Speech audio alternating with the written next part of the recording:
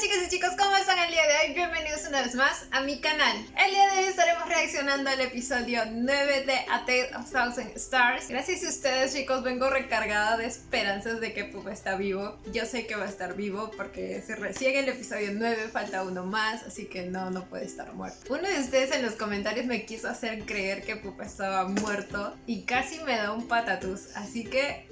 si no es así, no quiero volver a verte en los comentarios. no, mentira, te quiero.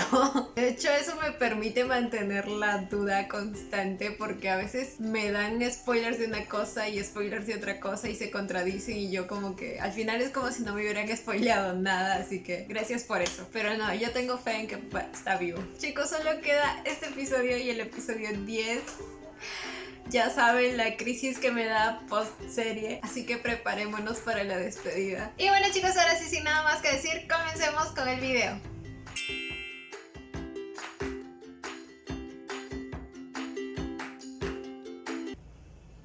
En la miniatura Pupa está con Tian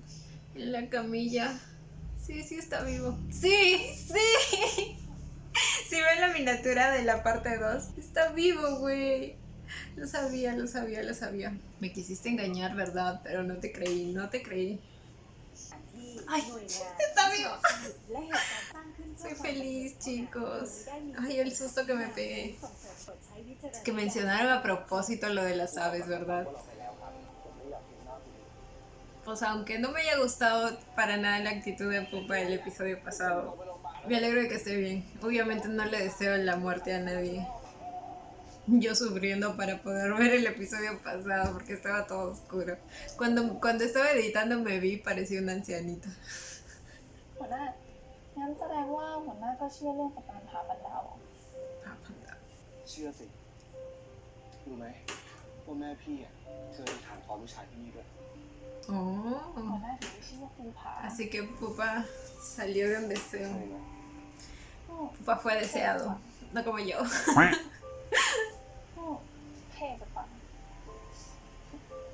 ¿Ya se vieron el MV de la versión de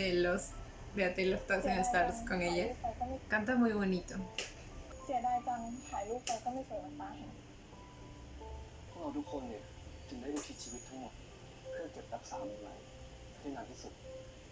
เท่าที่เราจะทำได้ หนูนับถือหัวใจพวกพี่จริง ชีวิตพวกพี่อ่ะมีแต่ต้นไม้กับป่าต้นหญ้า ๆแล้วหัวหน้าไม่อยากมีใครสักคนบ้างเหรอ Fue una indirecta, bien directa. ทอสันพี่รู้นะว่าเราอ่ะ ¡Sí sabía! แต่ว่าพี่ ¡Oh my god! หัวหน้าเก็บเอาไปคิดก่อนได้ไหมอ่ะ De pronto le dijo que no. ก็หัวหน้าก็เอาเก็บไปคิดดูบ้างเถอะนะ Pasa que le gustan los chicos. แล้วจะมาทำต่อ O quizá no. Solo le gusta a Tian. อาชีพพวก O sea que le iba a dar la respuesta. Oh, iba a volver para escuchar su respuesta. Eso es muy sad. ความตายมันแค่ไปรู้เร็วตายพี่ไม่เคยกลัวตายเลยรู้ไหมเพราะคนตายเขาไม่รับรู้อะไรแต่มันน่ากลัวมากกว่าตอนที่พี่เห็นแม่พี่นั่งรอพ่อพี่อยู่ทุกวันแต่ไม่รู้เลยว่าวันพรุ่งนี้ของพ่อพี่ยังมีอยู่ไหมสำหรับคนที่ยังอยู่พี่รู้ว่ามันทรมานมากแค่ไหน Si te ibas, Tian iba a sufrir así. มันไม่เคยจางหายเลย O sea, pensabas darle más sufrimiento del que ya le diste เสียใจ después de haberlo tratado como lo trataste. Así que no podías irte sin pagar lo que hiciste. พี่สงสารแม่พี่ไม่อยากให้ใครต้องมาทุกข์ทรมานใจกันนั้น แสดงว่าหัวหน้ายังไม่เจอคนที่หัวหน้ารักจริงๆมากกว่า ไว้คืน Es สิ้นปี broma, Pupa, te amo por si acaso. หัวหน้าทำอย่างไรที่นี่กัน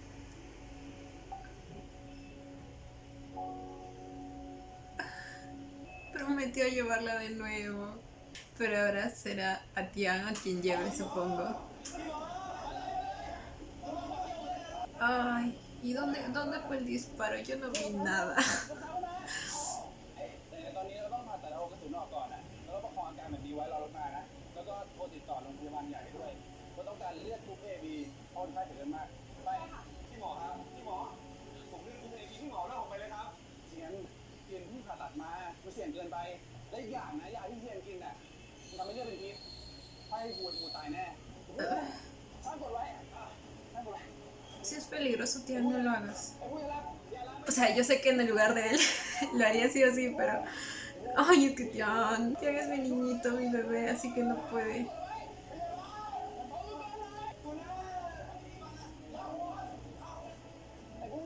Es el Juana más doloroso que he escuchado. อ๋อนี่แหละ Y al final Sagda escapó, se salió con la suya. บอกทำไมล่ะ Lo sacaron. Ya está. Gracias, Doc. ¿Y a él qué le pasó en el brazo? Eso me pasa por no ver nada.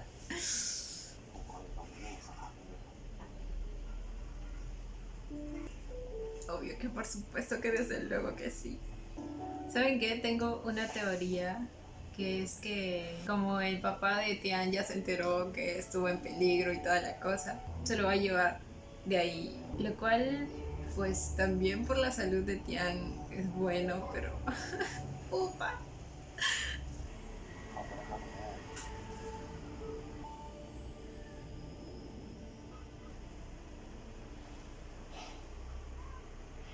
Güey, leí varios comentarios, no aquí en mi canal, pero en Facebook, de que algunas incluso se alegraron porque Pupa recibió el disparo. Güey, ¿por qué son así? No es bueno desearle el mal a nadie. Aunque bueno, supongo que lo decían en broma, así, tipo, por joda. Oh. La carita de Tian está toda arañada.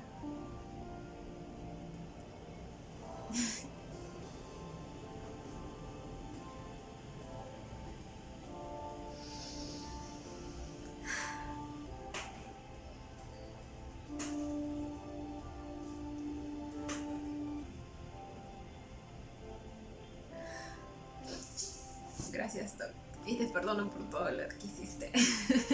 Me refiero a que pues le dijo a Pupa por teléfono. O sea, ¿quién dice eso por teléfono?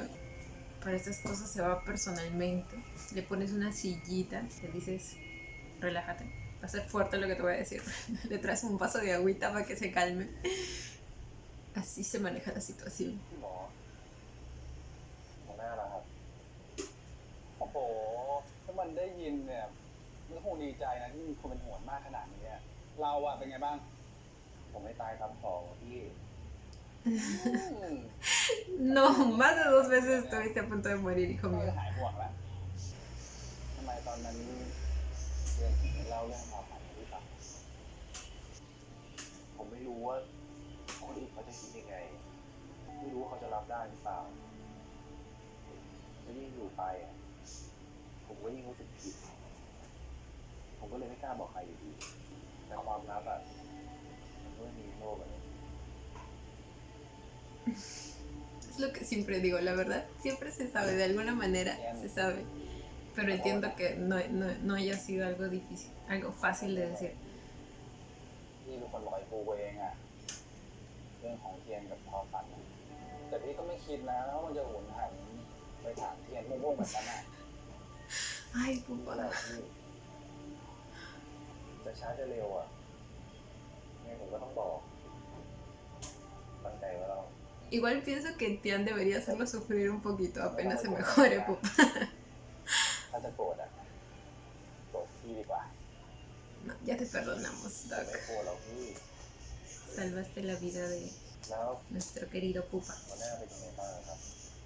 มันก็มีหมอเข้าดูอาการอยู่ครับก็รอมันรู้สึกตัวแล้วค่อยดูอีกทีนึงแต่ตอนนี้เขาห้ามเลี่ยงดีกว่า พี่หมออยากให้ผมหายโกรธหรือเปล่า ช่วยเรื่องผมหน่อยได้ไหม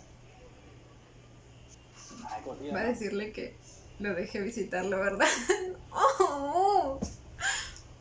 Qué bonito se ven los dos en pijama de hospital. No me pregunto por qué es extraño, lo sé, pero se ven adorables. ขอโทษนะแม่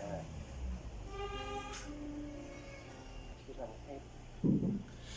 ผมแม่ต้องมาบาดเจ็บแบบนี้เพราะว่าผมขอโทษ Este niño tiene la manía de culparse por todo. ¿Por qué? ผมผิดเอง Tú no fuiste el único que mintió. Quiero que eso te quede bien claro. ที่ไม่กล้าบอกความจริงทุกคนผมคิดแค่ว่าผมจะทำยังไงที่มันจะชดเชยความรู้สึกผิดของผมผมก็เลยใช้ชีวิตทางเดิมทำทุกอย่างเพื่ออยากทำ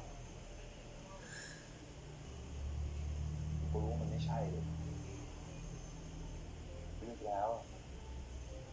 ผมคงกลัวว่าจะสูญเสียอย่างที่ผมมีตอนนี้ไปมันเหมือนกับในภาพชีวิตควรจะเป็นของตัวมา No es así. Tú no tienes responsabilidad sobre eso. ที่ครูก็มีสิทธิ์ครับขอบคุณนะหัวหน้าขอบคุณที่ดูแลผมดีขนาดนี้ Cumplió lo que dijo que iba a hacer, se dan cuenta. Dijo que su deber era protegerlo. ผมรู้หัวหน้าแข็งแรงจะตายอะมีหัวหน้าอยู่อะผมไม่เคยกลัวเลยรู้เปล่ารีบตื่นขึ้นมาได้แล้วตื่นมาดูแลได้แล้ว Sin ti este niño se va a poner en peligro cada 5 minutos. Te lo aseguro. Así que despierta ya.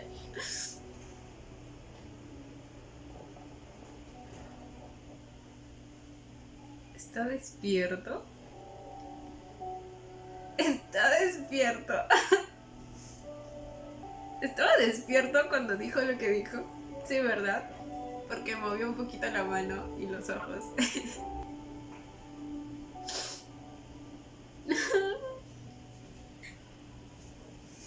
Hoy día no voy a llorar. No voy a llorar. No, porque ya lloré. Ya me sequé la semana pasada llorando. ไม่เป็นอะไรมากเลยดิลูกเนี่ยนี่พ่อมาได้ไงเพราะพ่อรู้ข่าวก็เลยมาแล้วแม่ล่ะ Entonces él supo todo este tiempo que él estaba ahí. แต่พ่อเขา Por eso no lo buscaron. จะเป็นแค่เรื่องของเมื่อไหร่พ่อหมายความว่าไง Lo va a hacer volver, พ่อ ¿verdad? รู้ว่าตลอดเลยเหรอว่าเคียนอยู่ที่ไหนทำอะไรอ่ะ No te salió bien tu escape. แล้วทำไมพ่อถึงปล่อยให้เทียนทำอะไรแบบนี้เทียนต้องเล็กถึงโตเทียนเกิดพ่อมาทำอะไรเทียนเพราะพ่อเห็นว่าแม่แกทำอะไรตามใจแม่เพียงแต่พ่อไม่คิดว่าแกจะอดทนต่อสู้กับชีวิตที่มันยากลำบากได้นานขนาดนี้พ่อคิดแค่ว่าเดี๋ยวแกเบื่อหมดสนุกก็คงจะกลับบ้าน พ่อหมายความว่าไงสนุกผมอยู่จากบ้าน ผมเกือบตายอ่ะ มันไม่สนุกเลยนะพ่อ แค่จะไม่สนุก แล้วแกหนีจากบ้านทำไมฮะไหน ต้องการอะไรบอกพ่อมา ¿Qué se...? ¿Por qué? ผมไม่เคยทำอ่ะถ้าพ่อไม่เห็นมันแกกำลังไม่สุขแกถูกส่งตัวกลับบ้านไปนานแล้วรู้ตัวหรือเปล่า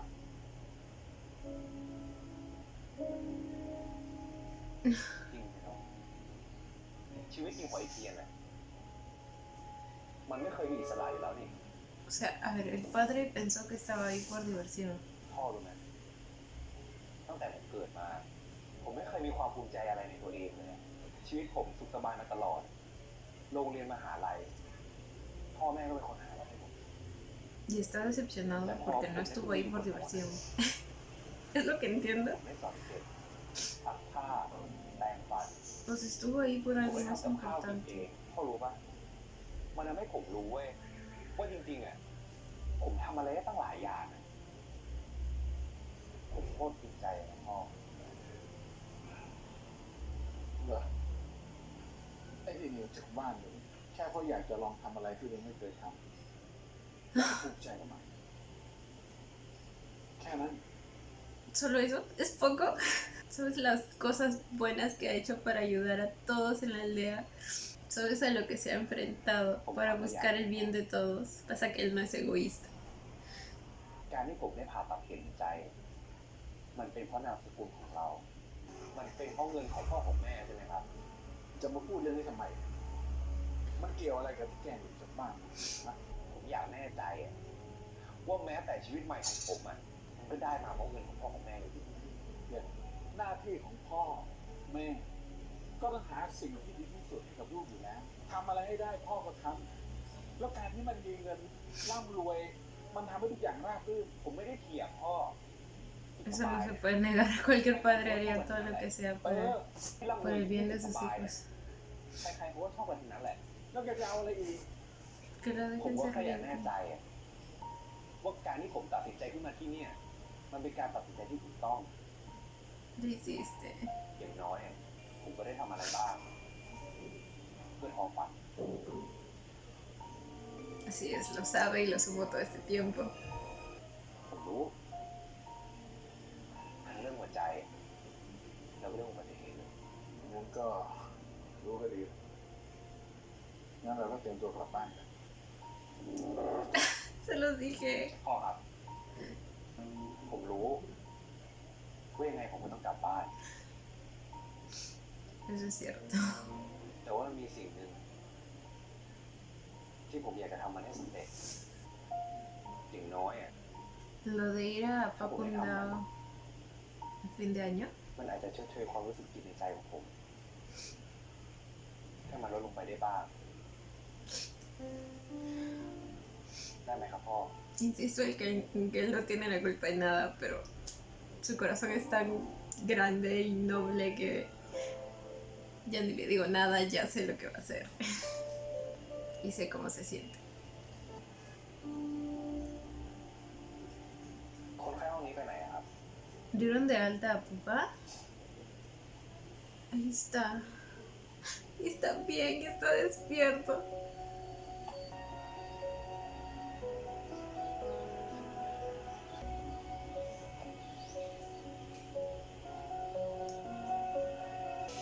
Hola. De nuevo. Después de que me hayas botado de tu cabaña. Ok, sin resentimientos. ผมรู้ว่ายังไงสุดท้ายแล้วหัวหน้าจะมาช่วยผม No, Tian, es que no, contigo no se puede. เทียนคิดด้วยว่าถ้าผมไปช่วยไม่ทันจะเกิดอะไรขึ้น ผมขอโทษนะหัวหน้า ผมสัญญานะว่าผมจะไม่ทำให้หัวหน้าลำบากแบบนี้ Porque ya se va. ฟังผมให้ดีนะเรื่องทอฝันผมรู้ความจริงหมดแล้ว ¿Saben qué? Igual no sé qué tanto cambia el hecho de que Tian no haya sido el que la haya atropellado. O sea, me refiero a que al menos Pupa debió haberle preguntado cómo pasaron las cosas. Imagínense que fue como la teoría que yo les dije al principio, que a Tian le dio un ataque así repentino mientras estaba manejando. Entonces, no sé, debió haber preguntado primero. ต้องโทษตัวเองให้เรา แต่ไม่ว่าผมจะทำยังไง ผมก็ไม่สามารถลบล้างความผิดที่อยู่ในใจของผมออกไปได้อยู่ดีแต่ถ้าฝันเอง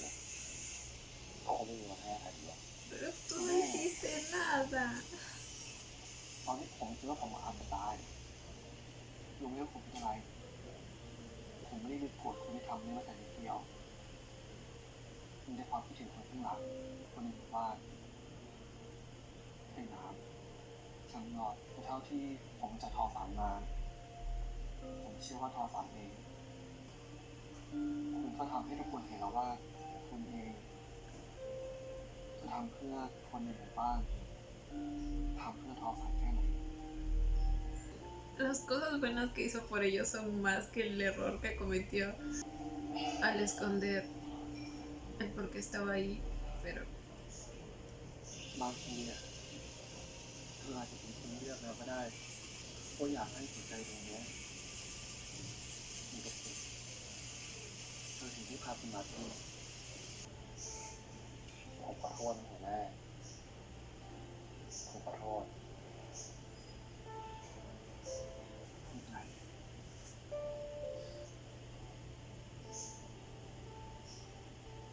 คือผมเชื่อว่าทอฝันนี่เขาจะให้อภัยคุณ obvio que อ sí. ย่างที่ผมให้อภัย Chita era un ángel.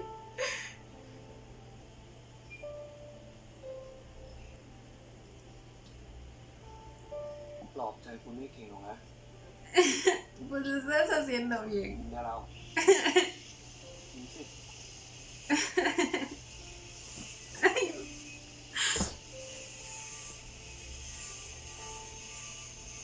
คิดไหมเนี่ย Pues ahora yo no los perdono por el susto que me dieron. ไม่เจ็บหรอก Y a mí ¿quién me consuela? Nadie. หัวหน้าเจ็บหรือเปล่าถึงไม่ตายง่ายๆหรอก Más te vale. ทำไมเป็นห่วงผมเหรอ Esos ojitos. ทำไมเป็นห่วงผมเหรอ Ay, qué lindo. ไม่หรอก Ay, cosita.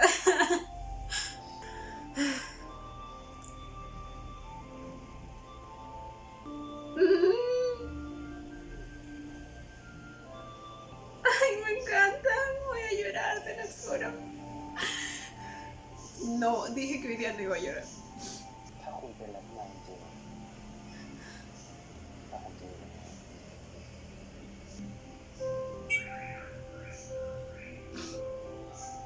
แค่ผมรู้ว่ามีคนเป็นห่วงผมก็หายแล้ว Es en serio. Tienes a todo el pueblo, a todo el fandom aquí preocupándose por ti. เอาไงต่อแน่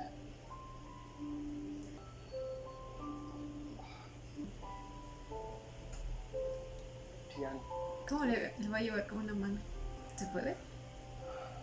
เมื่อกี้ที่ผมเล่าว่า ผมคิดว่าผมอาจจะตายรู้ไหมผมคิดอะไร คิดอะไรอ่ะ ผมคิดถึงคุณด้วยนะ Obviamente, para mí que es lo primero que se le vino a la cabeza.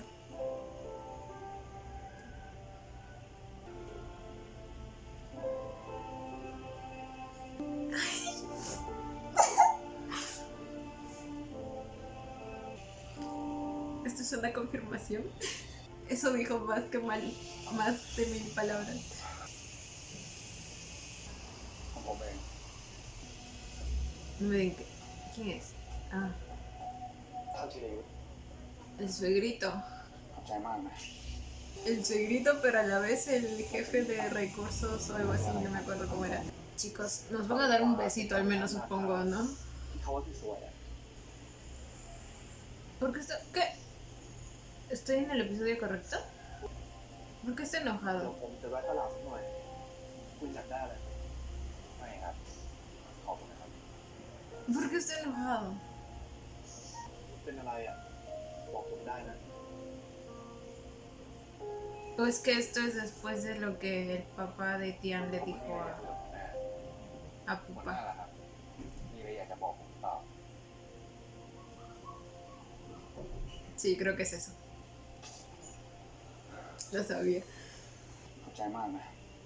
ที่ทำหน้าที่ดูแลลูกชายฉันเป็นอย่างดีแล้วจากนี้ไป ถ้ามีอะไรขาดเหลือขอให้บอก จะได้ช่วยกัน ขอบคุณมากครับท่าน Pero no fue nada malo. ¿Qué? No me digan que Tian está malinterpretando esto como que el papá le pagó para que lo cuide. Ay, los dos están con un bracito mal. เอาก่อนหน่อยเดี๋ยวต้องห่วง Bueno, a Pupa ya le tocaba sufrir un poco la indiferencia de Tian, así que aquí bien vengativa una caracha. ว่ามีหัวหน้ายักษ์ตัวใหญ่ไปปกป้องไปก่อนครับ อาม่าบอกว่าหัวหน้าช่วย Siento que es eso, él piensa que el papá le pagó para que lo protegiera. คนที่ขอบคุณหัวหน้าเลยห้องหัวหน้าเนี่ยเขาทำหน้าที่ดูแลคนอื่นบ้าน Diligentemente. เทียน Utiliza la misma palabra que utiliza su papá, ¿verdad? Entonces papá ya sabe de lo que está hablando. เรื่องนี้ผมทำไมผมถึงบ้านแล้วที่นี่ปลอดภัยแล้วผมรู้หัวหน้าไม่มีหน้าที่อะไรที่นี่อีกกลับไปเถอะ No lo hace por trabajo. มาคุยกันก่อนคุณรู้จักพ่อผมได้ยังไงถ้าเป็นอดีตอะไรกับคุณครับงั้นคุณก็รู้มาตลอด คุณรู้มาตลอดว่าผมเป็นใครหน้าล่ะไม่ว่าคุณจะเป็นใคร Entonces, ya, bueno, sabía que era el hijo ก็คือดูแลคุณ del señor, pero nada más. ที่คนทำทุกอย่าง เป็นเพราะหน้าที่ใช่ไหม คนอย่างผมอ่ะ ไม่มีเวลามาสอนใครต้มน้ำตัดผ้าหรือเทียน Ouch. ขอบคุณมากนะครับ หัวหน้าภูผา คุณทำหน้าที่ของคุณได้โคตรดีเลยไว้ผมจะบอกพ่อให้นะคุณเตรียมตัวกลับบ้านได้แล้ว Ay, estos chicos son peor que dos niños, en serio. ทำไมทุกคนถึงคิดว่าการที่ผมมาเป็นคนเวลาสนุกอะ Ay, ¿por qué no aprenden a hablar con la cabeza fría? ¿Por qué sueltan cada cosa hiriente cuando conversan estos dos? ¡Ah! สนุก ทำไมทุกคนถึงคิดว่าการที่ผมมาเป็นครูที่เนี่ย มันเป็นเรื่องน่าสนุกวะ แล้วคุณจะบอกว่าลูกคุณหนูอย่างคุณน่ะ เห็นทุกอย่างที่เป็นเรื่องจริงจังอย่างนั้นเหรอ แล้วคุณไม่เห็นสิ่งที่ผมทำเหรอ Pupa, ¿vas a seguir? Te acabo de perdonar por lo que hiciste la semana pasada. Por favor, córtala. ในเรื่องทุกคนทำสิ่งที่ผมทำมันเป็นแค่เรื่องน่าสนุก เพราะฉะนั้น ผมจะยังไม่กลับ เทียน หัวหน้ามีหน้าที่ดูแลผมก็ดูแลไป เพราะผมอยากสนุก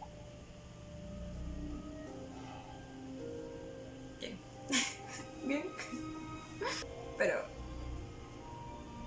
cuídate y no te pongas más en peligro.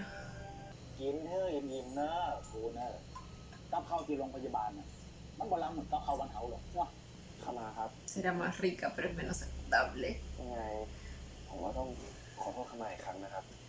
ที่พาลงเทอะเป็นสิ่งแบบนั้นนะ บ่เป็นหยังครับ Cierto, el Longte llegó a salvo. ¿Fue Longte quien avisó a los oficiales? แล้วครับไอ้ลองเทเนี่ยนะคำว่ามันหนา มันบ่เป็นอย่างไปง่ายๆหรอกว่าแต่ครูเรื่องเนี่ยทำตัวน้อยๆอย่างนี้เนี่ยเอาเรื่องเบาๆเหมือนกันนะเนี่ย ถามจริงนะพี่ Ay, sí, los dos están chiquitos. ปืนจ่อหัวขนาดนั้นเนี่ย ใครจะไม่กลัววะ เออ Ay, yo también por él, güey. ถามไปเรื่อย Cuando escuché el sonido del disparo, por un milisegundo pensé que había disparado a Tian. ตอนที่ครูถามผมเรื่องผ่าฟันดาวน่ะเกิดแก่เจ็บตายเนาะมันเป็นเรื่องธรรมชาติทำอยู่กันอยู่เป็นวันเนี่ยนะเกิดไปแล้วมันก็เหมือนเขาไม่คิดเนาะ แม่ป่อ ก็ถึงแม้ว่าผู้พ่อฝันเพิ่นจะจากไปแล้ว แต่ว่าหัวใจของเพิ่นก็ยังได้กลับมาอยู่ใกล้ๆพวกเขาเหมือนเดิมน่ะ Era tan difícil verlo así desde el principio. พี่อะทำดีที่สุดแล้วนะ แต่ยังไงความผิดเนี่ย มันก็ชดเชยกันไม่ได้จริงๆนะครับเข้ามา ¿Cómo que no? Yo considero que sí. ที่ครูบอกผมว่า Y más aún en su caso, que hizo muchas más cosas buenas. ก็เพื่อที่จะไถ่โทษและอยากให้มีคนที่เนี่ยอภัยครูแม่นกว่าครับ แล้วครูมูก็ว่าไอ้นะที่มันยากยิ่งกว่าการขอโทษ การให้อภัย A ti mismo. โดยเฉพาะการให้จักให้อภัยตัวเองบ่มีคนอื่นที่จะบอกได้ว่าต้องทำอย่างไรนอกจากตัวเราเองเจ้าอ่านครับครู escuchaste, un chiquito hermoso, así que ya no tienes que culparte por nada. กูว่าแล้วมึงไปรับไปส่งอ่ะเขาเป็นเด็กฝากนี่เองทำไมไม่กระซิบบอกกูสักคำวะ คำสั่งผู้ใหญ่เหรอ Pero estoy segura que no fue solo por eso. นี่มึงดูแลเขาเป็นพิเศษเนี่ยเขาเป็นคำสั่งของผู้ใหญ่เหรออุ้ยกูไม่เชื่อมึงหรอก Yo tampoco. มึงเนี่ยไปพูดจาอะไรเขาอย่างนั้นเนี่ยเขาไม่เอาไปฟ้องพ่อวะ Es que este hombre no sabe hablar amablemente, ¿verdad? ถ้ากูพูดดีๆคนแบบเทียนเขาไม่ทำหรอก Oh. แล้วไงวะ Pero ahora está haciendo todo lo contrario. ท้ายมึงต้องมานั่งเจ็บเองเหรอวะ เจ็บเดี๋ยวก็จบ Mm. Ya te iba a golpear, papá. โอ้มึงมาถึงขนาดนี้แล้วเว้ยมึงเคยเป็นแบบนี้ที่ไหนล่ะ Porque ว่า pensé น้อง que เทียนเองก็ดูแคลนมึงเหมือนกันนะ lo estaba diciendo de enojo. มึงอ่ะอยากทำอะไรก็ทำไปเลยเว้ยจะได้ไม่ต้องมานั่งเสียใจทีหลังแบบ อะไรที่มันไม่มีทางเป็นไปได้อะก็ขอให้จบแค่นี้เถอะวะ มันอยากคลาสสิกว่ะดอกฟ้ากับหมาวัดอ๋อ En este caso, bueno, aparte de la clase social, que supongo que su papá no va a aceptar tan fácilmente, aparte de eso es la distancia, supongo. Tian en la ciudad, él en el bosque. หลังปีมันจะมีครูคนใหม่มาแทน Aunque según la teoría de Mauricio, posiblemente Pupa vaya a buscarlo a la ciudad. ถึงเวลาละกลับบ้านกันเถอะเนาะ บอกปิ๊กไอเทียนน้องจากฟังนิทาน อยากฟังเรื่องยักษ์เขียวใจดีครูเล่าถึงตอนที่ยักษ์เขียวได้ดับไฟที่ไหม้หมู่บ้านเจ้า Justo esa ก็ historia. ได้ แต่วันเนี้ยเจ้ายักษ์เขียวใจดีที่ดูแลทุกคนในหมู่บ้าน Se va a convertir en villano. เป็นยักษ์ใจร้ายไปแล้ว Güey, จริงๆ ตอนแรกเนี่ย por sus niñerías me van a traumar a los niños, caracho. ทำด้วยความรักและความจริงใจ แต่แล้ววันหนึ่งก็มีนกอินทรีบินมาหามัน แล้วถามมันว่า แล้วเจ้ายักษ์ของฮือกะ เจ้ายักษ์ยอมยกหัวใจของมันให้ใครก็ได้เพื่อจะแลกกับปีกของนกอินทรีที่จะทำให้มันบินได้ มันไม่ได้รักคนในหมู่บ้านเนี่ยมันอยากไปอยู่บนปราสาทสวยๆหรูๆมันก็เลยยอมยกหัวใจของมัน ให้กับนกอินทรีแล้วก็บินหนีออกไปอย่างมีความสุข ¿Qué clase de historia es esa, วัน tía? นั้นคนในหมู่บ้านเนี่ยโดนนกอินทรีเข้ามาจิกมาตี เจ้ายักษ์ขุนพลบ่ดี น้องบอกชอบเจ้ายักษ์ตัวนี้แล้ว กลับบ้านกัน A mí tampoco. เขาอย่าลืมเอาของขวัญมาจุกนานอาปีใหม่ด้วยนะเดิน Pupa se aguantó todo lo que le dolió eso. ด้วยเพราะว่าหลังปีใหม่ครูสิเทเขาจะกลับบ้านแล้ว ไอ้สีเทียนจะไปไหนกะ Justo en Año Nuevo, el día en que se pide el deseo en เดี๋ยว Papundao. อยู่ที่นี่ก่อนนะเดี๋ยวพี่มาหัวหน้ามาเอาไว้หลังปีใหม่เข้าตัวยากตรงไหนหลังปีใหม่จะมีครูคนใหม่มาแทนที่นี่คุณต้องทำกันขนาดนี้เลยเหรอพ่อผมเสนอเงินให้คุณเท่าไหร่อ่ะที่มาดูแลผมอ่ะหรือไงเขาเสนอตำแหน่งอะไรให้คุณเหรอคุณไม่เต็มใจขนาดเนี้ย Ay, güey. เยี่ยมให้คุณเหรอ Cada palabra que lanzan estos niños es una puñalada al corazón, güey. พูดถึงพ่อตัวเองแบบคุณให้เต็มใจขนาดเนี้ยเยี่ยมพูดถึงพ่อตัวเองแบบนี้คุณจะไปรู้อะไรอ่ะบ้านผมมันก็แบบเนี้ยเงินมาซื้อได้ทุกอย่างอ่ะขนาดชีวิตใหม่ผมอ่ะเขาใช้เงินซื้อรับคิวมาให้ได้เลยเทียนมีสติหน่อยผมถามจริงๆนะที่คุณมาดูแลผมอ่ะมันเป็นเพราะหน้าที่อย่างเดียวเลยใช่ไหม Me va a decir que sí, ¿verdad? ไม่รู้สึกอะไรเลยใช่ไหม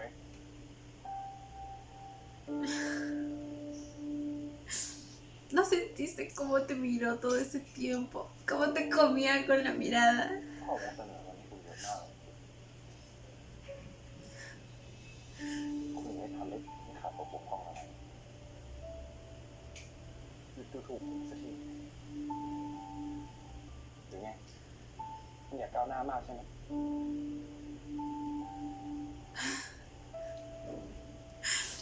Pues ya están amando con las palabras hirientes, supongo, ¿no? เจ้าหน้าที่ชุมชนอย่างผมอะ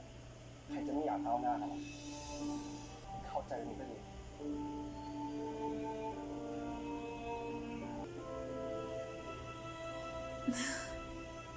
Maldición, ¿por qué tienen que complicar todo? ¿Por qué? ¿Qué le cuesta decirle, Tian, te tienes que ir a casa porque no estás bien? Yo voy a ir a visitarte cuando pueda. Podemos manejar nuestra relación a larga distancia. Aunque bueno, es que Pupa lo ve como algo imposible. No sé por qué. Quizás sea difícil verse. Ajá. Pues no conozco las posibilidades de cada uno, así que... พี่อันพี่ No te, bebé. พี่ไปกับบ้านหลังนี้ใหม่จริงเหรอใครบอกหัวหน้าบอกพ่อผมว่าตอนนี้คนในผาปันดาวก็น่าจะรู้กันหมดแล้วกำลังเตรียมงานเลี้ยงให้พี่กันใหญ่เลย Lo está forzando a irse de esta manera. ถ้าหัวหน้าเขาบอกแบบนั้นนะก็แบบนั้นแหละเสียดายอะพี่หลังสอบเสร็จอะผมว่าจะพาพี่ข้ามไปฝั่งนู้นซะหน่อยตอนนี้ดอกพญาเสือโคร่งยังบานไม่เต็มที่นะแต่พอมันบานเต็มที่แล้วอะผมว่าพี่ต้องชอบแน่ๆเลยแล้วเห็นนี้เรื่องเป็นยังไง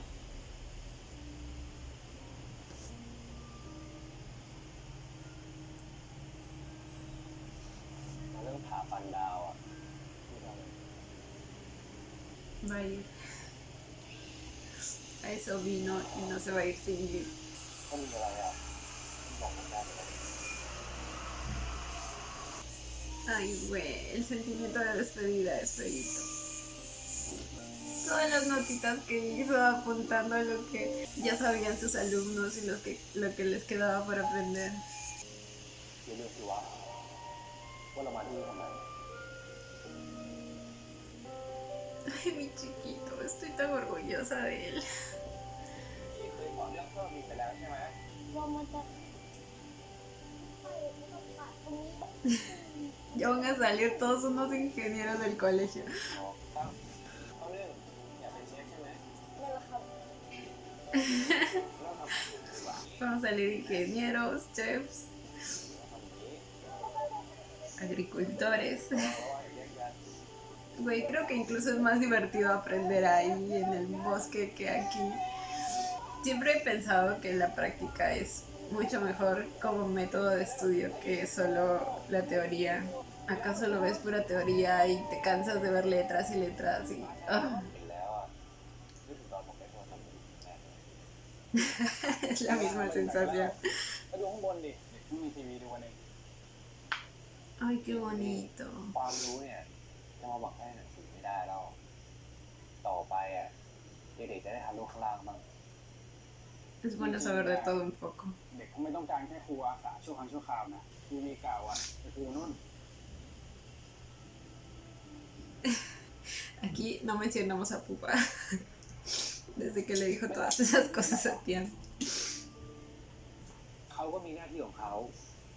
ผมก็มีหน้าที่ของผมอะพี่ ยังโกรธมันอยู่เหรอ พี่หมอลองคิดดูนะ คนที่เขาดูแลเราเทคแคร์เรา เพราะว่าเขาได้รับคำสั่งมา สุดท้ายเขาก็มาไล่เรากลับบ้านแบบเนี้ยเป็นพี่อ่ะพี่จะรู้สึกยังไงอ่ะ Doc se lo va a decir. พี่ก็จะทำแบบมันนี่แหละถ้าพี่พูดดีๆกับน้องเทียนอ่ะน้องเทียนจะกลับบ้านไหมล่ะ Ya le dijo todo con eso. เทียนดูไม่ออกจริงเหรอเพราะมันพูดไปชดพี่เทียนเก็บมัน Doc siempre de boca suelta, pero esta vez te lo ตรง agradecemos. นี้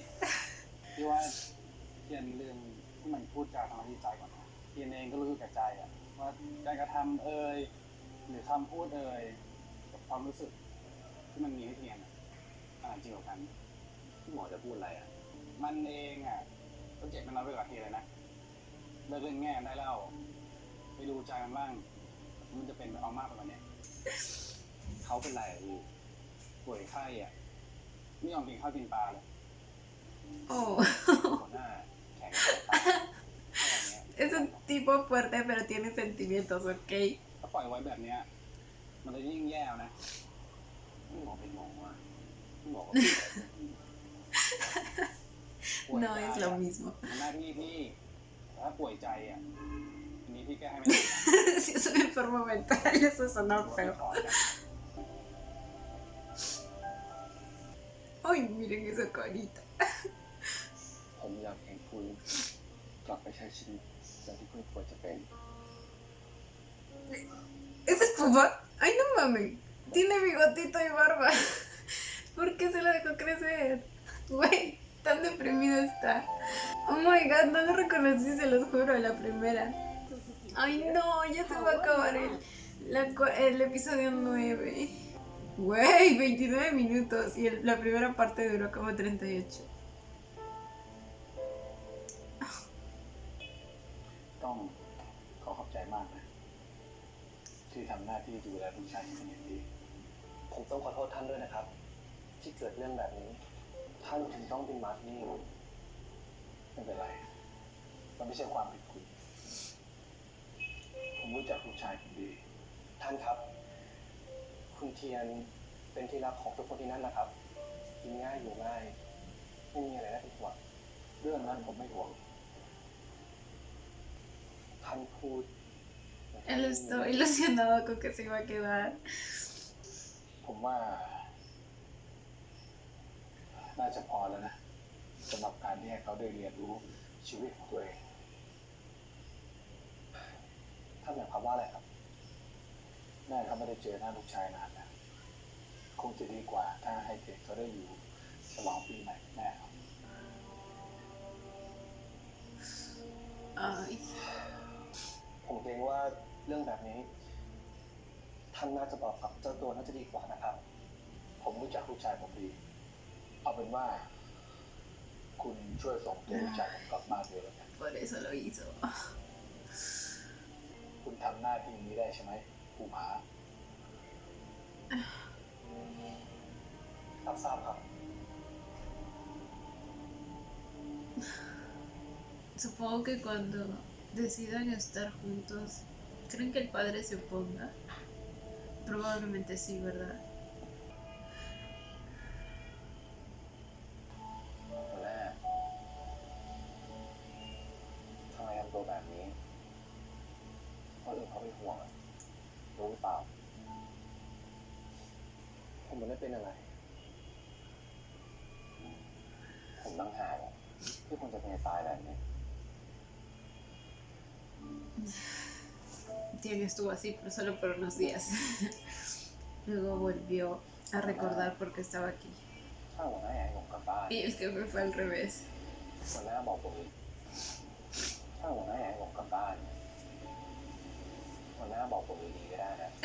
¿Verdad? ก็ถ้าผมทำแบบนั้นนะผมรู้ว่าคุณไม่มีทางยอม Yo creo que sí hubiera ido. รู้จักผมอะไรนะเชียร์ Ok, entonces yo no te conozco bien. พ่อแม่คือห่วงมากนะหนูไม่ต้องหัวหน้ามาประกบผมไงเรื่องนั้นน่ะผมรู้อยู่แล้วที่ผมอยากรู้อ่ะคือเรื่องของเรามากกว่า Él dijo, no quiero hablar de mis padres, quiero hablar de nosotros. Quiero que me digas que soy para ti. จะเป็นไม่ได้หรอกเทียน Oh, หัวหน้า ¿por qué? หัวหน้าไม่อยากให้ผมอยู่ต่อแล้วเหรอทุกอย่างมันมีเหตุผลของมันหัวหน้าตัดเหตุผลออกไปก่อนได้ไหมอะผมแค่อยากรู้ว่าหัวหน้ารู้สึกยังไงกับผมอะมันยิ่งทำให้คุณลำบากใจเชื่อผมเถอะ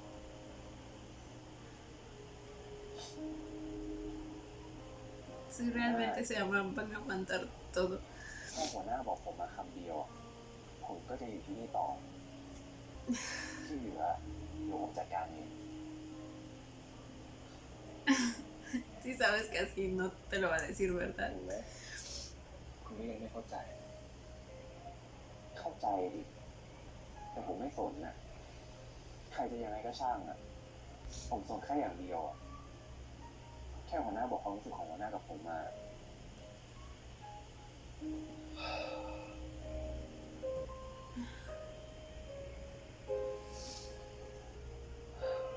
เทียน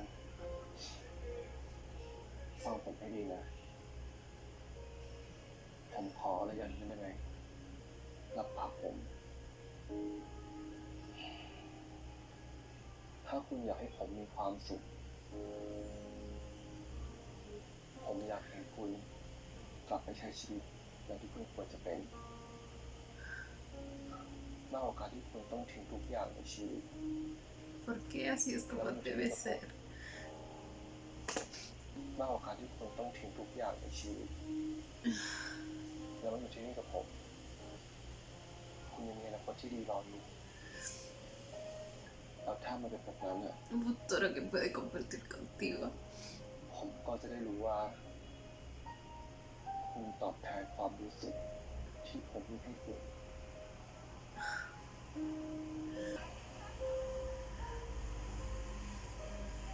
ห้องตรงนี้คือห้องหลับดีเลยผมก็หมดโอกาสปฏิเสธเลยใช่ไหมครับ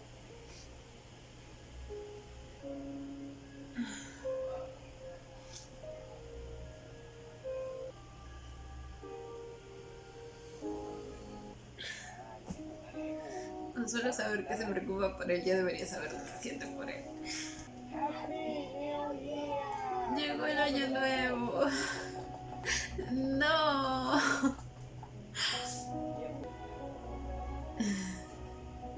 Mixiu.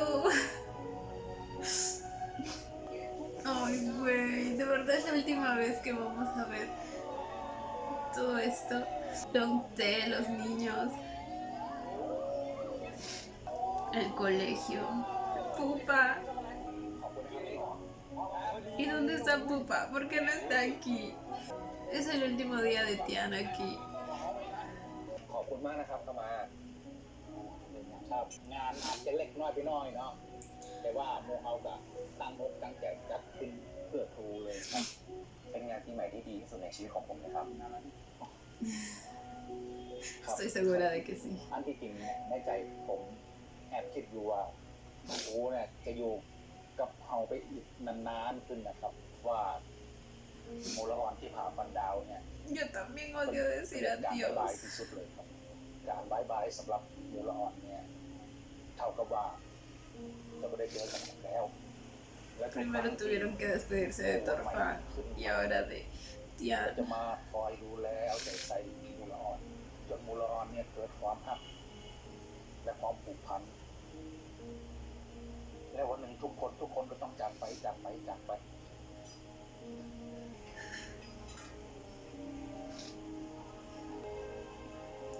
Ay, ay, ay. ใจจริง ผมก็อยากจะอยู่ที่นั่นแบบนี้นะครับ ทุกชีวิตย่อมมีการจากลาเนาะสักวันหนึ่งพอมูละอ่อนเนี่ยโตขึ้นพวกเขาก็จะเข้าใจเอง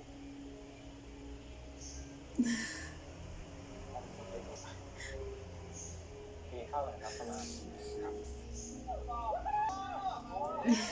Aún tienen el micrófono del karaoke. ก่อนหน่อยแฮปปี้นิวเยียร์สวัสดีครับกลับบ้านดีนะ สวัสดีครับกลับบ้านนะ Esta es la última noche. Al día siguiente se va. Y Pupa nunca vino. No se piensa despedir. Esta es la noche en la que tiene que pedir su deseo en el acantilado. ¿Quién es Longtae? อ้าวโอเค Pensé que era Pupa. แล้วพี่ยังจะไปผาปันดาวอยู่ปะอยู่มาถึงขนาดนี้แล้วอ่ะ ไปดิ งั้นให้ผมไปเป็นเพื่อนไหม ไม่ต้องอ่ะคิดเองได้ Va a ir solo. Pero traje la linternita y toda la cosa. พี่จะไปคนเดียวเหรอ Vino preparado. มันคงรู้สึกดีอ่ะ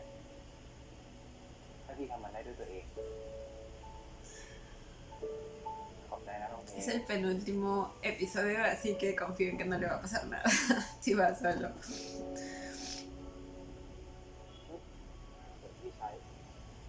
no trajimos la linterrita por gusto, así que recíbela. ไปกันนะพี่ดูแลตัวเองนะพี่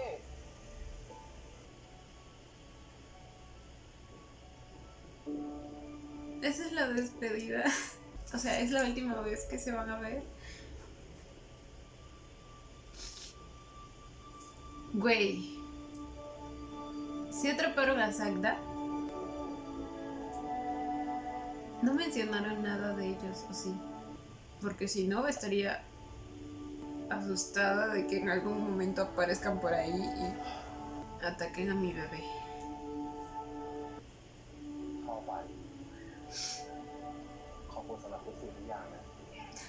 Gracias a ti. เขาเนี่ยชีวิตใหม่ของผม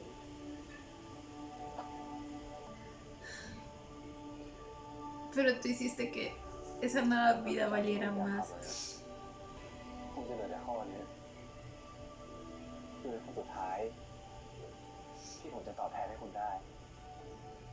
แต่ผมไม่รู้ว่าคุณขออธิษฐานอะไรเอาไว้ เพราะฉะนั้น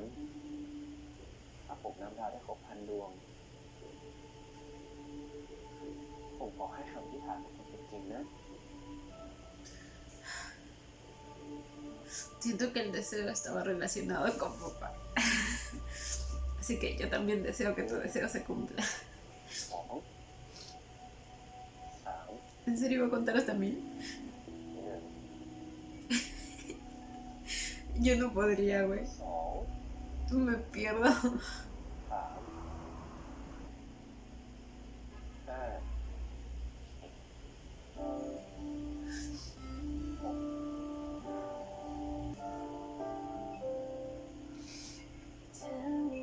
El deseo estaba escrito en el cuaderno, ¿verdad?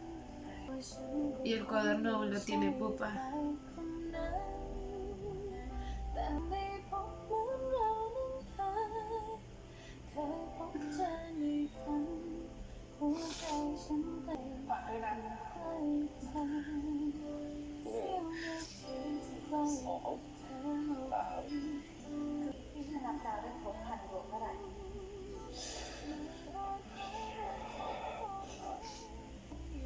Está complicada la misión, chicos. ¿Quién puede contar 1000 estrellas en una noche? ผมอยากเห็นคุณกลับไปใช้ชีวิตอย่างที่คุณควรจะเป็น โมละออนที่ผาฟันดาวเนี่ยเป็นเกลียดการบายบายที่สุดเลยครับ เพราะว่าจะไม่ได้เจอกันอีกแล้ว Esa es la versión de la chica, no me había dado cuenta. 918 ¿Lo logró? โถ่ย ¡Ay, le faltaban 2! 2 ¿Es en serio? 3เทียน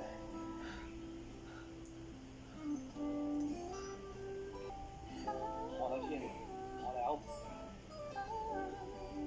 ผมทำไม่ได้หัวหน้าผมทำไม่เขาไม่ได้เทียนผมทำไม่เขาไม่ได้เทียนคุณเลิกทำเพื่อเธอแล้วที่คุณทำเพื่อเธอมันมากพอแล้วเทียนเอาผมเทียนถ้าผมทำไม่ได้อะผมจะเอาความรู้สึกสิ่งที่เราจากใจผมได้ยังไงผมจะเข้าใจว่าทำได้ยังไง ¡Ay, mi niño! ไม่มีชีวิตใครทดใช้แทนใครได้ ผมรู้ว่าคุณทำดีที่สุดแล้ว แต่ผมเชื่อว่าทอฝันรับรู้ และจะให้อภัยคุณ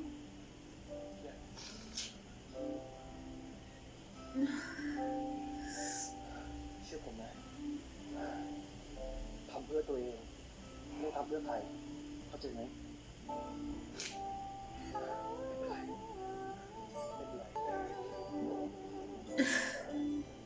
Se va a quedar ahí en tanto frío el mocoso este. Torfun dijo, cuida mi corazón, no dijo que lo pongas en peligro cada media hora.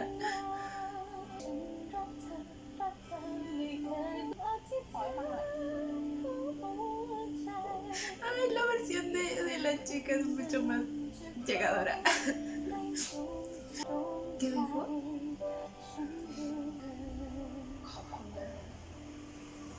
Oh, ese gracias fue para ti, ¿ah?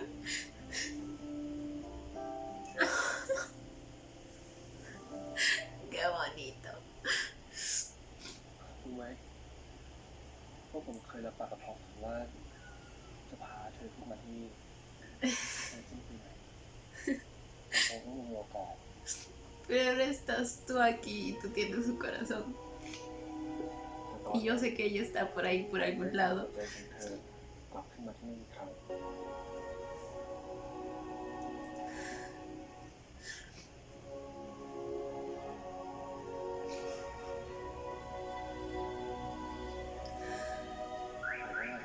ผมอยากให้โลกของเรา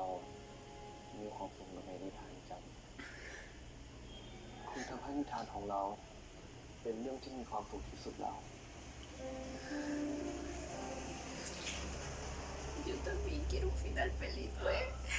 Es mucho pedir, gememe. ผมอยากให้เราจบแบบนี้เลยนะ ¿Me estás diciendo que su historia se termina ไม่ aquí? ว่าตอนจบมันจะเป็นยังไง เราก็ต้องเผชิญหน้ากับมัน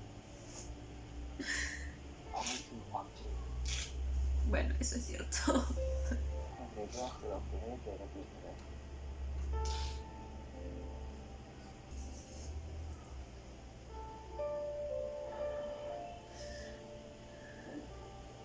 เป็นของแม่ผมมันเขียนว่าหัวใจภูผา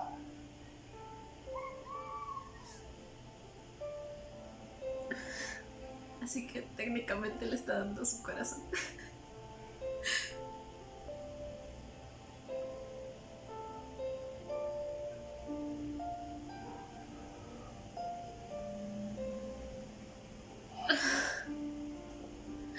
Ay, กับคุณเสมอ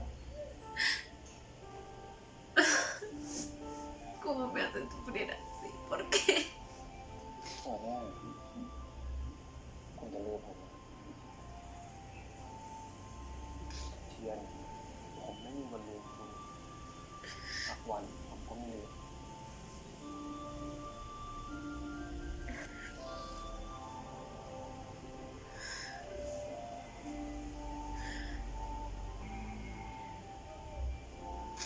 จากสัญญากับผมยังได้ไหม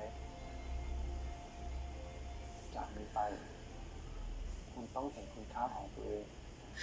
ใช้ชีวิตเพื่อตัวเองนะ หากดาวได้ยินคำอธิษฐาน No me pongan la canción justo ahora, güey.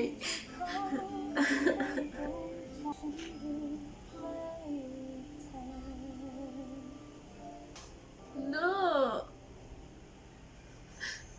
No. หัวหน้าเรียกร้องความสนใจ Él lo afeitó. รู้ตัวว่าดี หัวหน้าทำผมเจ็บอะแล้วผมต้องเสียใจมากเลยขอโทษนะเทียน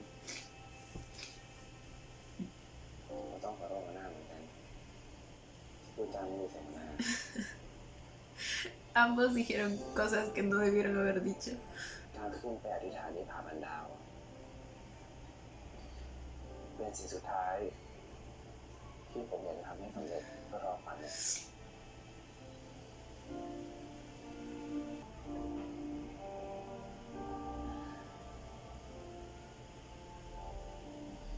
คืนสิ้นปี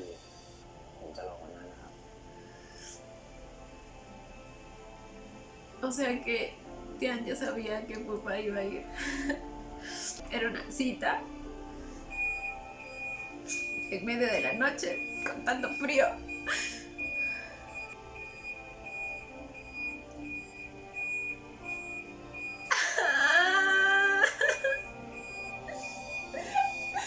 Y mi beso, yo sigo esperando mi beso. Ay, pero es un manito recorriendo por sus labios. พี่ยังไม่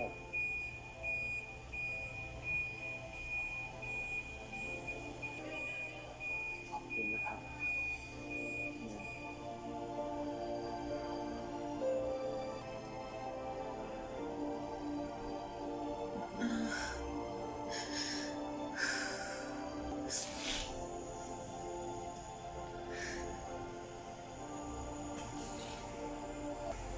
A Alguien me explica cómo voy a salir de esta crisis emocional. เทียนผมขอให้นิทานของเราจบลงตรงนี้ มันเป็นตอนจบที่ดีที่สุด หลังจากนี้ ¿En serio ese es el mejor final? กลับไปโลกของคุณทำตามหัวใจ เราเริ่มต้นชีวิตใหม่เพื่อตัวเองสักที ขอบคุณโชคดี